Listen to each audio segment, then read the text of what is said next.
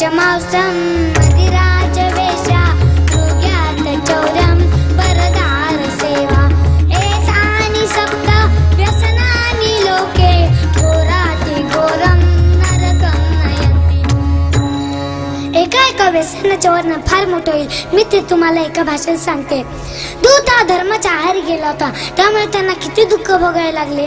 मांस भक्षण करणे हा आपला धर्म नाही, कारण जे प्राणी जिभेने पाणी पितात त्यांनाच मांस भक्षण करण्याचा अधिकार आहे।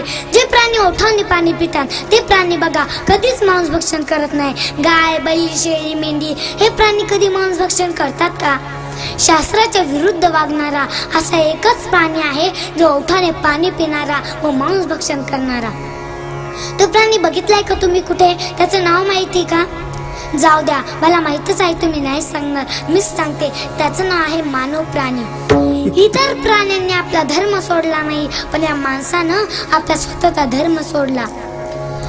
आई, याच्यावर बाबांनो, कुठलेही व्यसन करणं हे खूप वाईट आहे। दारूचं व्यसन सुद्धा खूप वाईट आहे। याच्यावर मी तुम्हाला एक उदाहरण देते।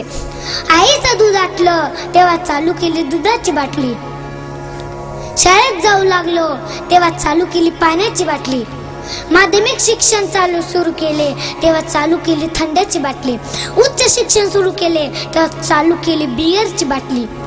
तिने तहान नाही भागली, मग चालू केली देशी बाटली। ती का बरी नाही वाटली? मग चालू केली इंग्लिश बाटली।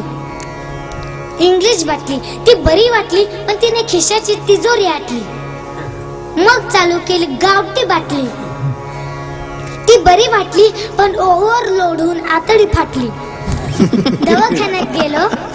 दवाखान्यात गेलो, डॉक्टरने लावली सलाईनची बाटली। त्या बाटलीचं पण काय भागेना, शेवटी प्राणज्योत मावळली आणि बॉडी घरी आणली।